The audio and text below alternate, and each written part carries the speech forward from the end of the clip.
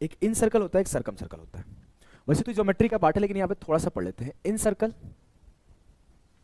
And circumcircle. Incircle क्या होता है? जो इनसाइड द ट्रायंगल होता है, जो ट्रायंगल के इनसाइड होता है। और सरकम सर्कल क्या होता है? जो ज्योमेट्री में इसको दोबारा भी पढ़ाया जाएगा, परेशान मत होना। सरकम सर्कल क्या होता है? जो बाहर बाहर से होता है। इसको बाह्य वृत्त बोलते हैं और एक को अंतः वृत्त बोलते हैं। अगर आपसे बोला जाए कि कोई भी जनरल सा ट्रायंगल हो, उसके सरकम रेडियस को आर से रिप्रेजेंट किए, तो आर की वैल्यू क्या होती है? तो आर होता है A B C upon 4 del. और कोई भी जनरल ट्रायंगल होता है, अगर उसका इन रेडियस निकालना हो तो छोटी आर से रिप्रेजेंट करते ही होता है pi upon area upon semi perimeter, del upon S.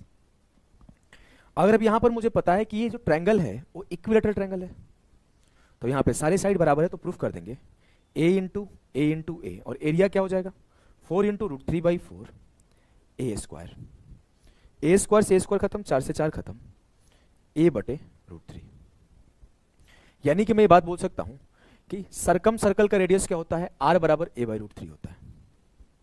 और ये बात आपको बता दूं कि यहां पर अगर सेंटर है तो इसको ही सरकम रेडियस बोलते हैं, इसको ही सरकम रेडियस बोलते हैं, जो कि बराबर होता है ए बाई रूट 3 के। और यहां पर अगर मैं बोलूं तो ये आपके इन रेडियस में इस पॉइंट से इन सेंटर से अगर आप 3 लाइन ड्रॉ करोगे तो ये परपेंडिकुलर होता है, इसी को हम लोग इन रेडियस बोलते हैं, छोटी आर। ये होता है डेल अपॉन एस। डेल होता है area of triangle root 3/4 A square, और ये आपका सेमी पेरीमीटर यानी कि अर्ध परिमाप 3a/2। कैलकुलेशन करूंगा तो ए से खत्म, रूट 3/4 ए इंटू 2/√3, 2 से 2 खत्म, 2/3 था ना, 2/3, और रूट 3 से रूट 3 खत्म, तो हो जाएगा a/√3। इट मीन्स हम लोगों ने ये प्रूफ किया कि जो इन रेडियस होता है सर, वो r बराबर a/√3 होता है। ये मेरा क्या था? सरकम रेडियस। ये मेरा क्या था? इन रेडियस। एक पॉइंट यहीं पर मेंशन कर रहा हूं, एक पॉइंट यहीं पर मेंशन कर रहा हूं कि किसी भी इक्विलेटरल ट्रायंगल का जो इन रेडियस और सरकम रेडियस का रेशियो होता है वो आपका 2:1 होता है। Ratio of inradius and circumradius of n, ये फोटो हमने बना डाला। अब मैं आपसे अगर बोल दूं कि इन रेडियस जो आर होता है वो a/√3 होता है, और जो बड़ा आर होता है वो a/√3 होता है। दोनों का रेशियो ले लोगे तो a से a खत्म, रूट 3 से रूट 3 खत्म, तो ये 1:2 होता है। तो ये बात आपको ध्यान रखना है कि इन रेडियस और सरकम रेडियस का रेशियो 1:2 होता है। अगर अगली पॉइंट में ये बता दूं तो एक पॉइंट और याद रख सकते हो कि altitude of an triangle, height of an equilateral triangle बराबर होता है inradius plus circumradius. कैसे होता है देख लो। ये पर अगर मैं बोल दूं कि मेरा इन सेंटर है, सरकम सेंटर, सब कुछ एक ही जगह होता है, तो ये हमने यहां से बोला ये आर है, और यहां से छोटी सी वैल्यू आर है, तो आर प्लस आर मिलकर क्या है? एच। तो ये बात भी आप ध्यान रख सकते हो कि जो हाइट होता है वो आर प्लस आर के बराबर होता है। क्लियर है? क्लियर है ना बच्चे? तो 2 बातें आपको पढ़ाया, एक इन सर्कल के बारे में पढ़ाया, एक सरकम सर्कल के बारे में पढ़ाया। दोनों का हमने प्रूफ भी करा दिया कि कैसे होता है ये 1:2 और h बराबर r प्लस आर। इसी बेसिक बात से आपके सामने 2D में सवाल ये बना हुआ है। बोला है कि N equilateral triangle ABC inscribed in a circle with a radius 12 at center O, find the length of each side of the triangle। अब बोला कि एक समबाहु त्रिभुज ABC त्रिज्या 12 सेंटीमीटर वाले केंद्र O वाले एक वृत्त में अंकित है, यानी कि वृत्त के अंदर है, यानी कि इसका सरकम सर्कल का रेडियस आपको 12 दिया गया है। सरकम सर्कल का रेडियस 12 है, तो r बराबर क्या होता है? a/√3। तो आपके a बराबर क्या होगा? √3r। आंसर हो जाएगा 12√3, √3 इंटू 12, 12√3, ऑप्शन डी। बोला है area of in circle of an equilateral triangle is 462, find the perimeter of triangle. किसी समबाहु त्रिभुज के अंतःवृत्त का क्षेत्रफल दिया गया। मान लो कि त्रिभुज है, इसके अंतःवृत्त की क्षेत्रफल आपको दी गई है। अंतःवृत्त की त्रिज्या क्या होती है? अंतःवृत्त की त्रिज्या होती है सर r बराबर a/2√3। तो क्षेत्रफल क्या होता है? किसी भी सर्कल का एरिया क्या होता है? What is the area of a circle? Circle का एरिया होता है पाई r स्क्वायर। तो मुझे बोला गया पाई r स्क्वायर, पाई r स्क्वायर की वैल्यू दी गई है। पाई r स्क्वायर की वैल्यू क्या दी गई? 462। पाई की वैल्यू क्या होती है? 22/7। r की वैल्यू a/√3, तो a²/3 हो जाएगा, बराबर 462। 22 दूना 44 और 22 से कम 22, ए स्क्वायर की वैल्यू हो जाएगी 21 का स्क्वायर, तो ए की वैल्यू हो जाएगी 21। और जैसे ए की वैल्यू 21 है, मुझे त्रिभुज का परिमाप पूछा गया है। गड़बड़ लग रहा है ससुरा, सब कुछ सही तो है। अरे रे ए बाई 2√3 होता है, तो 2 दूना 4 दिया 12 हो जाएगा, यहाँ पर 12 हो जाएगा। तो 12 सते 84 गुणे 21 होगा। आंसर थोड़ा सा गड़बड़ कर दिया हूँ, चलो मिटाता हूँ। ए बाई 2√3 होता है ना, ये हो जाएगा 21 इंटू 21 इंटू 4, तो ए की वैल्यू हो जाएगी 21 इंटू 2 42। तो आपसे पेरीमीटर पूछा गया है, पेरीमीटर हो जाएगा आपका 3 into 42 126। Please try to understand, at least note down तो करने दीजिए। कर लो बच्चे नोट डाउन, ऐसे करो। The length of a side of an equilateral triangle is 8 centimetre. The area of the region lying between the circumcircle and the incircle. बताओ, बोला गया अगर त्रिभुज का भुजा 8 सेंटीमीटर है, तो त्रिभुज का भुजा 8 सेंटीमीटर है,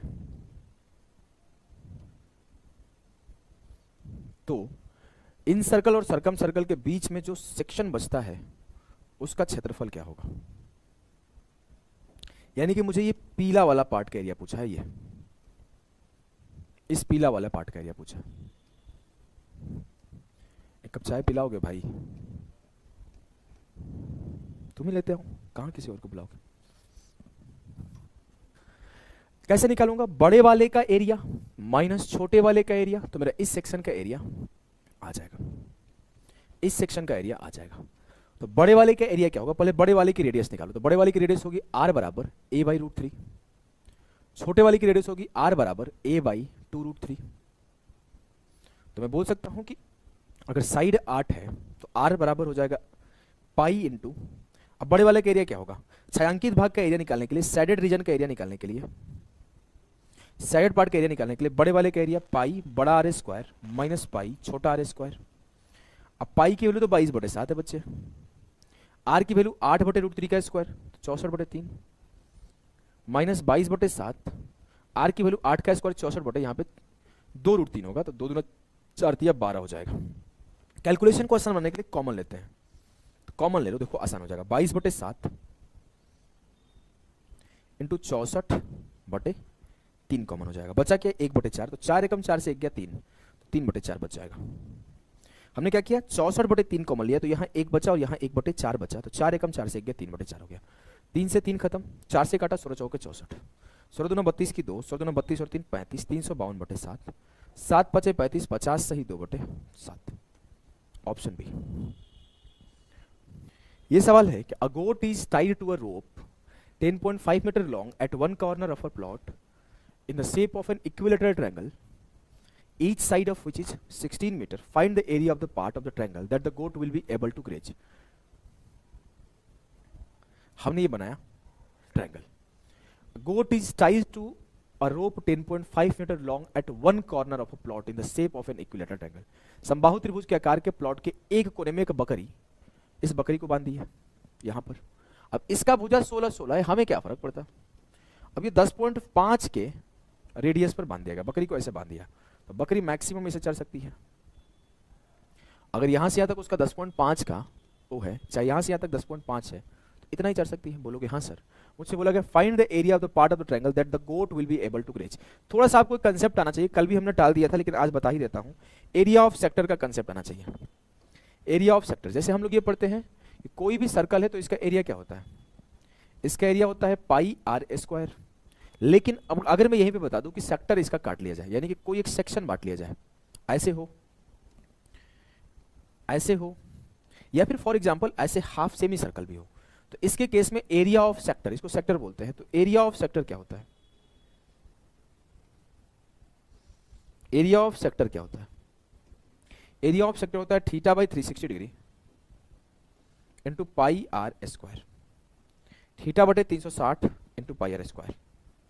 अब ये बात आपको पता है तो आप बड़े आसानी से बोल दोगे कोई भी इक्विलेटरल ट्रायंगल का जो एंगल होता है वो 60 डिग्री का होता है, तो एरिया निकाल देंगे सर। सीधी सी बात है कि इसका आपको रेडियस 10.5 है, तो एरिया हो जाएगा θ/360 into pi r square. Theta आपका 60 हो जाएगा, 60/360 इंटू 22/7 इंटू 21, 10.5 का मतलब 21/2 इंटू 21/2। 60 से काटा 6 बार गया, 2 से काटा 11 दूना 22, 3 से काटा 3 दूना 6, 3 7 21, 7 से 7 खत्म, बचा क्या 21 गुणे 11, 7 से काट लो, 7 21। यार बड़ा छोटा नंबर हो गया बाबू, 33/2 हो रहा है। हमसे गड़बड़ा गया कहीं लग रहा है। फिर से एक बार काटाकुटी कर दे क्या, फिर से एक बार काटाकुटी कर दे क्या, लग रहा है कहीं गड़बड़ा गया। सब कुछ तो सही कर रहा था यार, सब कुछ तो सही कर रहा था। 60/360 गुणे 22/7, फिर आंसर क्यों नहीं दिख रहा है, और 21/2 इंटू 21/2 काटो।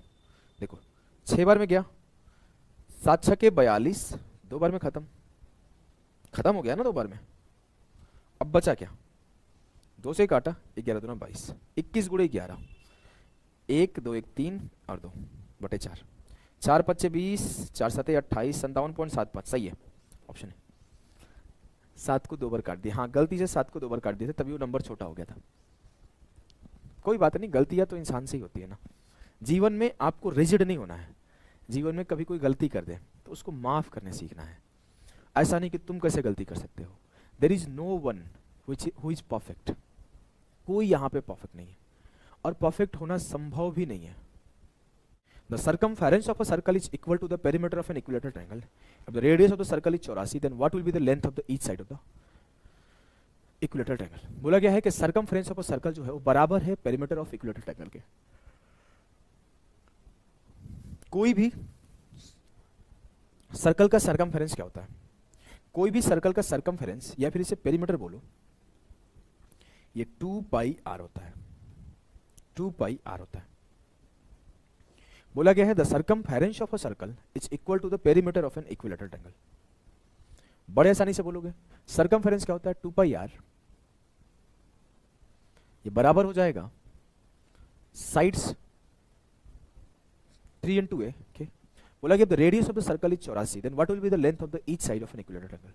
अगर सर्कल का रेडियस 84 है तो 2 into 22/7 इंटू 84 है तो बराबर 3 है, 12 7 84, 3 चौके 12, तो आपके एक साइड की वैल्यू हो जाएगी 176, 22 दूना 44 चौके 176। ये तो आसान सवाल था, ये तो आसान सवाल था। क्लियर है ना, इसे करो। बोला गया a wire is in the form of an equilateral triangle with an area of 36√3, if it is changed into a semicircle, then what is its radius? बताओ। Equilateral triangle with an area 36√3, area 36√3 है तो side कितना होगा, √3/4 a square बराबर 36√3, और √3 से √3 खत्म, a square की वैल्यू 36 चौके 144 हो जाएगा, तो a की वैल्यू 12। ठीक है, यदि इसे अर्धवृत्त के अंदर आकार में बदल दिया जाता है, अर्धवृत्त के आकार में बदलना है, यानी कि अगर कोई मेरे पास ये ट्रायंगल है 12 12 12 का, तो इसे कोई सेमी सर्कल के आकार में बदल देना है ऐसे। तो मुझे ये बताना है, थोड़ा टेढ़ा हो गया है ऐसे, तो मुझे ये बताना है कि इसकी त्रिज्या क्या होगी। यानी कि अगर मैं बोलूँ कि सेमी सर्कल का पेरीमीटर क्या होता है, तो आपको पता है कि जो सर्कमफेरेंस ऑफ सर्कल होता है वो 2πr होता है, लेकिन बात जब सेमी सर्कल का होगा तो आपको बड़ा संभल के चलना होता है, नहीं तो गलती हो जाती है। बड़ा संभल के चलना होता है। अगर सेमी सर्कल का बात हो तो एरिया में तो कोई दिक्कत नहीं है, एरिया इसका सिंपली होता है ½ πr², लेकिन पेरीमीटर यानी कि सर्कमफेरेंस में थोड़ी समस्या है। क्या समस्या है समझना, समस्या यह है कि सम ऑफ लेंथ ऑफ आर्क जो कि हो जाएगा πr और प्लस डायमीटर, तो इसका जो सर्कमफेरेंस होता है πr + 2r होता है। अगर πr + 2r को सॉल्व करोगे, πr + 2r को सॉल्व करोगे तो आपके सामने क्या मिलेगा, 36 बराबर ये हो जाएगा πr + 2r, r कॉमन कर लो, पाई में ही है, r कॉमन कर लो तो क्या मिल जाएगा π + 2, तो रेडियस क्या हो जाएगी 36/π + 2। पाई में ही आंसर था तो ऑप्शन बी, अगर पाई में नहीं होता तो 7 आंसर आएगा।